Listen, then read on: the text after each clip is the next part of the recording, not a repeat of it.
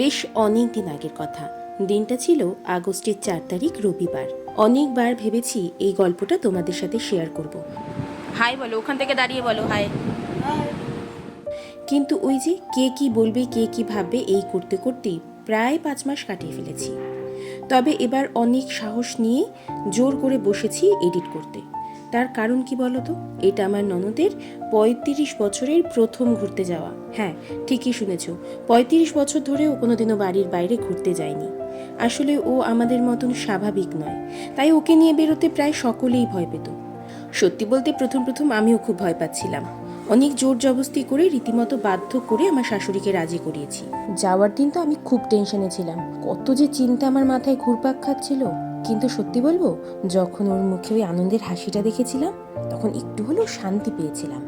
খানিকটা হলেও আমার চিন্তা একটু কমেছিল। সত্যি বলতে মা তারা আর লাড্ডুর আশীর্বাদ না থাকলে আমি সত্যিই ওকে নিয়ে যেতে পারতাম না। নয়তো তোমরাই ভাবো, যেই মেয়ে টোটোতে উঠতে পারে না, সেই মেয়ে দিব্যি একা একা ট্রেনে উঠেছে, নেমেছে, আবার ওখানে গিয়ে টোটোতে একাই উঠেছে। ভাবা যায়? আমরা প্রায় 15-20 জন মিলে একসাথে গেছিলাম। রাস্তা দিয়ে বেশ হই হুল্লোড় করতে করতে আমরা গিয়ে পৌঁছালাম তারাপীঠে। হোটেলে ঢুকেই দেখি মহারানী এখানে দোল খেতে ব্যস্ত। যাক, উনি খুশি হলেই খুশি। আমাদের হোটেলটা মন্দির থেকে বেশি দূরে না, আর হোটেলের প্রাইসও সেরকম হাইফাই ছিল না। প্রাইস অনুযায়ী হোটেল এবং হোটেলের রুম দুটোই বেস্ট ছিল।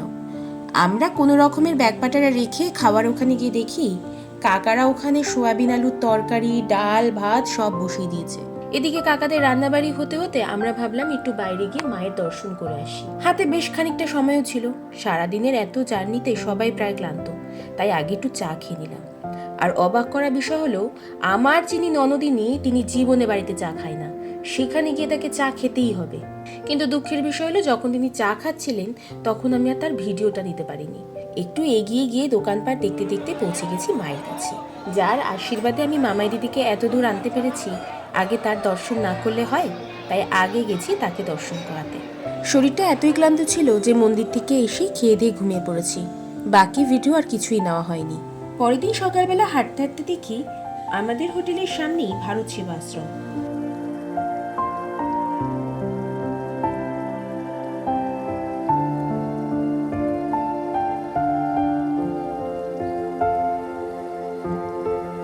আশ্রমের ভেতরের পরিবেশটা বেশ শান্ত ছিল।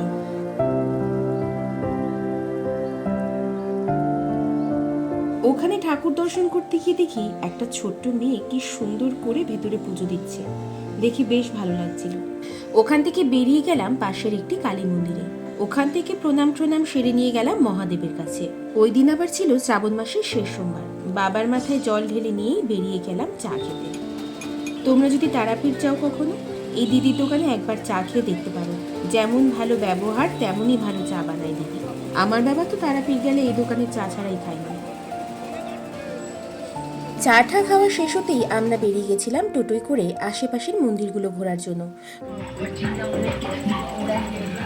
প্রথমেই গেছিলাম আটলা বামাখ্যাপার মন্দিরে। ওখানে ফটো তোলা বারণ ছিল, তাই প্রথমে যেটুকু নিয়েছিলাম ওটুকুই রয়েছে, বাকি আর কিছু তোলা হয়নি। শুনেছি এখানেই নাকি বামাখ্যাপার জন্ম হয়েছিল। বামাখ্যাপার এখানে গেলে দেখবে সবাই বলবে আমাদেরটা আসল, আমাদেরটা আসল। কিন্তু সত্যিকারের আসল বাড়ি হলো এটাই। তোমরাও ভালো করে দেখে রেখো। এই মন্দিরের পাশেই ছিল আরো কয়েকটি মা কালীর মন্দির। মন্দিরগুলো ছোটখাটো হলেও মন্দিরের মূর্তিগুলো বেশ আকর্ষণীয় ছিল। ওখান থেকে বেরিয়েই সকালের ব্রেকফাস্টটা সেরে নিলাম। ছিল লুচি, ছোলার ডাল আর মিষ্টি। খাওয়ার দাওয়ার শেষ করে আবার বেরিয়ে গেলাম অন্যান্য মন্দিরে যাওয়ার জন্য। প্রথমে গেলাম নিতাই বাড়ি শ্রী শ্রী নিত্যানন্দ প্রভুর জন্মস্থানে।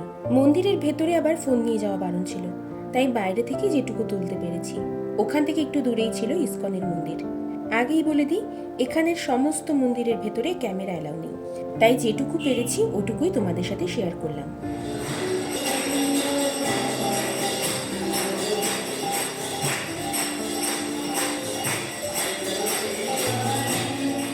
ঘোরাঘুরি শেষ করে আমরা গেলাম মন্দিরে পুজো দিতে। পুজো দিয়ে হোটেলে গিয়ে আবার বেরিয়ে পড়েছিলাম যজ্ঞের জন্য।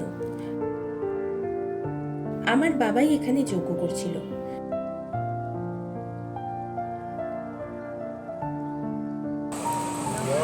জয় তারা, জয় জয় মা তারা।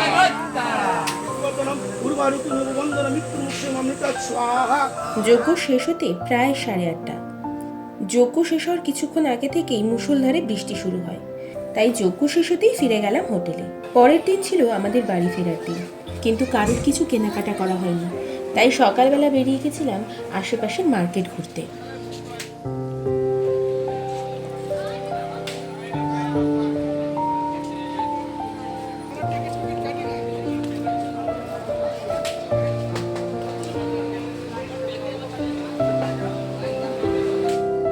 মোটামুটি সবার কেনাকাটা শেষ করে ভাবলাম আসার আগে মাকে একটু দর্শন করে আসি, কিন্তু সেদিন ছিল আবার মঙ্গলবার। মন্দিরে এত ভিড় ছিল যে তারামা অবধি আর পৌঁছাতে পারিনি, তাই ফেরার পথে অন্য এক মাকেই প্রণাম করে ফিরলাম হোটেলে। সবার গোছগাছ কমপ্লিট, এবার শুধু ফেরার অপেক্ষা।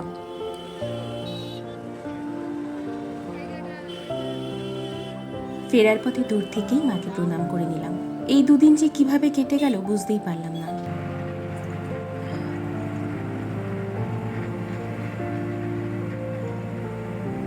স্টেশনে বসে সবাই অপেক্ষা করছি ট্রেনের জন্য। ট্রেন ঢুকতেই দেখি মামাই দিদি সবার আগে ট্রেনে উঠে সবার জন্য সিট রেখেছে। ভাবতেও অবাক লাগে, যেই মেয়ে টোটোয় উঠতে পারে না সে কিনা ট্রেনে একা একা উঠেছে সবার সিট রাখার জন্য। যাই হোক, সবই মায়ের আশীর্বাদ। তবে আমাদের সবার থেকে বেশি যদি কেউ কষ্ট পায় সে হলো মামাই দিদি। সেদিন তার মুখে আর কোনো কথা নেই।